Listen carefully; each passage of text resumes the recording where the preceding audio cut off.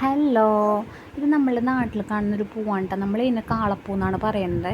അപ്പോൾ ഇത് ഈ ഒരു സീസണിലാണ് ഉണ്ടാകുന്നത് കേട്ടോ. ഈ സീസണിൽ മാത്രമേ കാണാൻ വേണ്ടി പറ്റുള്ളൂ.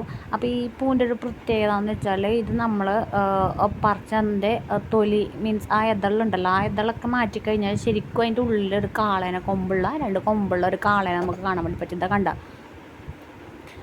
കണ്ടില്ലേ, രണ്ട് കൊമ്പായിട്ട് ശരിക്കും ഒരു കാളേൻ്റെ മുഖമാണ് ആ പൂവിൽ തെളിഞ്ഞ് വരുന്നത്.